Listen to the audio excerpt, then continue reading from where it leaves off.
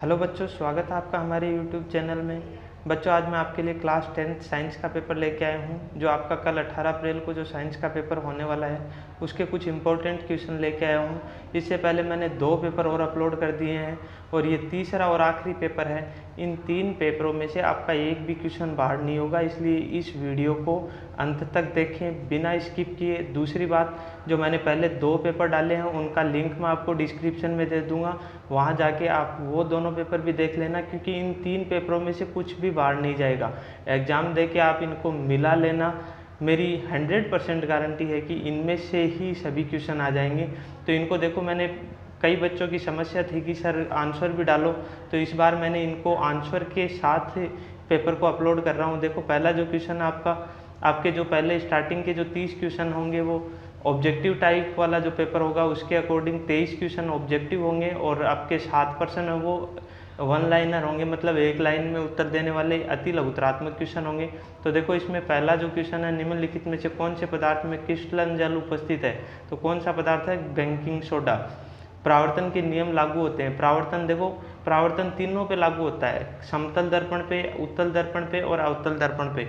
अपने पास ये जो समतल दर्पण है इसी के प्रकार होते हैं, उत्तल और अवतल, तो ये तीनों के लिए होगा।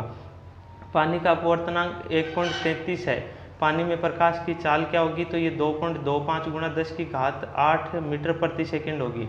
विद्युत बल्ब के तंतुओं में किस धातु का उपयोग किया जाता है? तो बल्ब के अंदर टंगस्टन धातु का उपयोग किया जाता है। उसके बाद देखो, विद्युत विभवांतर को नापने वाली युक्ति है वोल्टमीटर। विद्युत विभवांतर और विभव दोनों ही वोल्टमीटर से नापे जाते हैं। उसके बाद देखो, विद्युत शक्ति का मात्रक क्या है? वाट है। उसके बाद देखो, एक तत्व क्यों मुलायम है और चाकू से आसानी से काटा जा सकता है? तत्व ठंडे जल के साथ तेजी से अभिक्रिया करता है।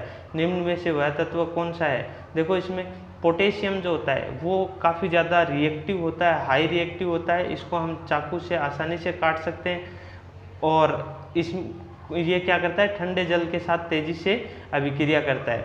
उसके बाद देखो, आउटटू ग्रंथि को थायरोक्सिन हार्मोन बनाने के लिए क्या आवश्यक है? तो इसके लिए आयोडीन की आवश्यकता होती है।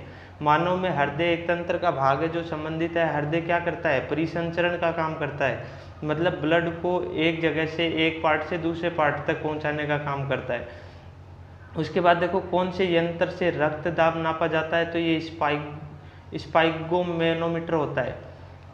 उसके बाद देखो, जिंक की सल्फ्यूरिक अम्ल के साथ अभिक्रिया करवाने पर कौन सी गैस उत्पन्न होती है? हाइड्रोजन गैस उत्पन्न होती है। कोई भी धातु हो, अगर अम्ल के साथ क्रिया करेगा तो हमेशा हाइड्रोजन गैस निकलेगी, चाहे कोई सी भी धातु हो, कोई सा भी अम्ल हो। और ये ही क्षार के साथ होता है। कोई भी क्षार अगर धातु के साथ क्रिया करता है तो हाइड्रोजन गैस रिलीज करता है। उसके बाद देखो, सभी अनैच्छिक क्रियाओं का नियंत्रण मस्तिष्क का कौन सा भाग करता है? तो मेडुला करता है। इसके बाद देखो, दिए गए परिपथ में बिंदु ए व बी के बीच तुल्य प्रतिरोध क्या होगा? तुल्य प्रतिरोध ज्ञात करना है। तुल्य प्रतिरोध के लिए देखो, अपने पास ये तीनों है, तीनों श्रेणी क्रम में।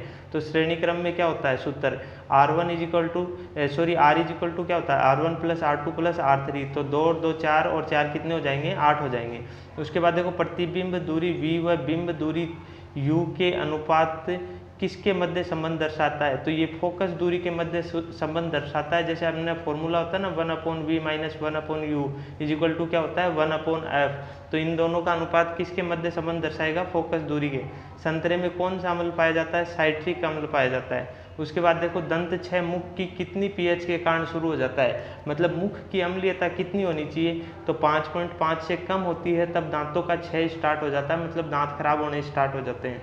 उसके बाद देखो, अम्लों का स्वाद कैसा होता है? तो अम्ल स्वाद में कैसे होते हैं? खट्टे होते हैं। मानव के कौन से अंग में कोलिफॉर्म जीवाणु पाया जाता है? तो ये आंत में पाया जाता है। किसी विद्युत परिपथ में धारा को नियंत्रित करने का कार्य कौन करता है?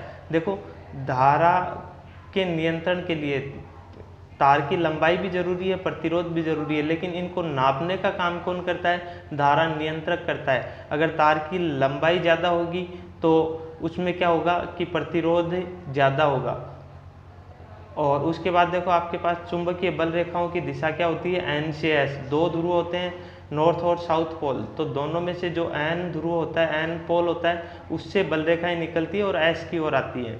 तंत्रिका उत्तक किसके संगठित जाल का बना होता है? तो ये न्यूरॉन के संगठित जाल का बना होता है।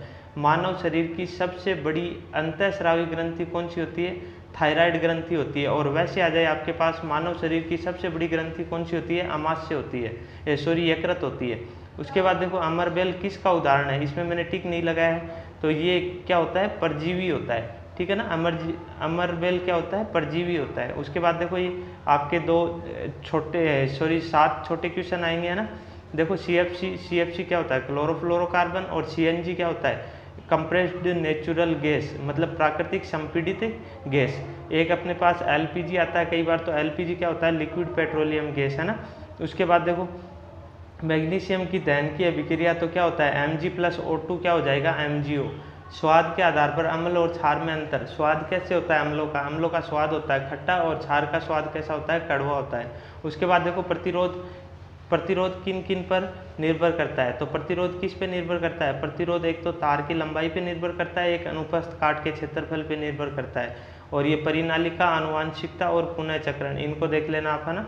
उसके बाद देखो आपका सब्जेक्टिव पार्ट जो है, इसमें मैंने स्टार्टिंग के 3 क्वेश्चन लिए हैं, वो बायो के लिए हैं, इनको आप ढंग से तैयार कर लेना। उसके बाद 3 क्वेश्चन मैंने लिए हैं फिजिक्स के, इनमें 2 न्यूमेरिकल लिए हैं, और एक आपका जो 5 नंबर का क्वेश्चन आएगा वो है।